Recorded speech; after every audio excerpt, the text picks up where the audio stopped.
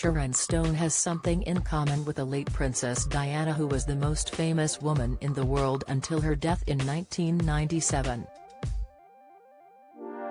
The Basic Instinct actress told Rake magazine this week that the two were both hunted as they were followed by crowds of fans wherever they went. "We got famous in the same generation," said Stone, who became a household name with 1992's film Basic Instinct.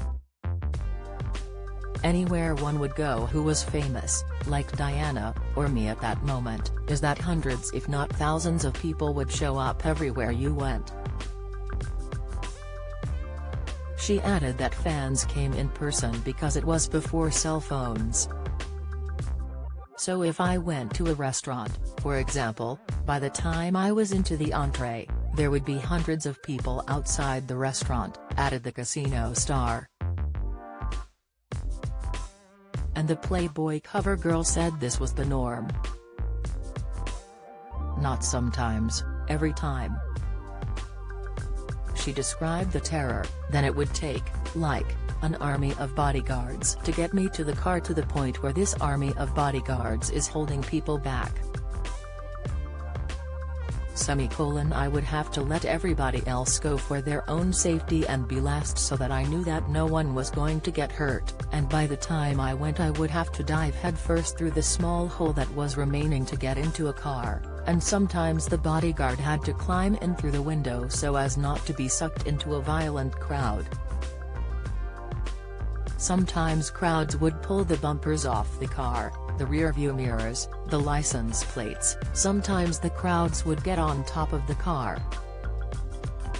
And I would lay on the floor, and friends and a bodyguard would be on top of me, in the hope that the car wouldn't cave in," added the mother of three.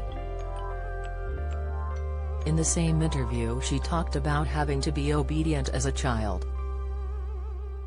Last year she revealed her harsh childhood in rural Pennsylvania, where she was hit with a belt by her father and sexually assaulted by her grandfather in her best-selling book The Beauty of Living Twice.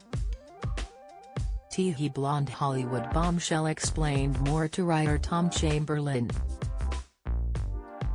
The looker shared that she was asked to be silent and be a good little girl even when things were terrible, and she felt that was far from healthy. To be expected to be the perfect one, the one that doesn't complain, the one that does everything exactly right all the time, and the one that will do it without any acknowledgement, is really boring, she shared. To be the silent codependent shut the FK up girl is not a healthy role. She was smart and there was pressure on her to get a brainy job. All these IQ tests and all the stuff that I have done led my father to believe that I should be an architectural engineer. For me to do something that relied on the way I looked or the way I presented myself was just appalling," she noted. In her book she noted that her father was crestfallen when she decided to become a model then actress, even though she was making far more money than her parents ever could. The Pennsylvania native looked stunning for the cover of Rake in a white tank top with a deep California tan as she wore her hair up. Her makeup was light pink and made her look much younger than her years. Stone has been working in movies since Woody Allen cast her in Stardust in 1980.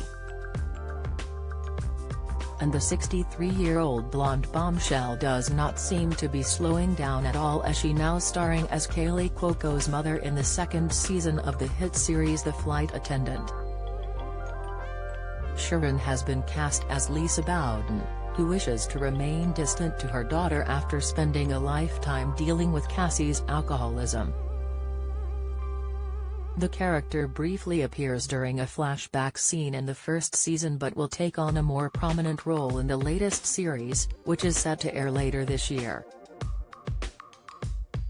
The new season sees Cassie living a sober life in Los Angeles before an overseas assignment leads her to inadvertently witness a murder, meaning she becomes involved in another international intrigue. The flight attendant has proved to be a hit with audiences as season 1 was nominated for 9 Emmy Awards, but Kaylee was worried that her fans would hate the show. The 36-year-old star said, "All that went through my mind for the past 3.5 years since I optioned this book is, oh my god, am I making a mistake?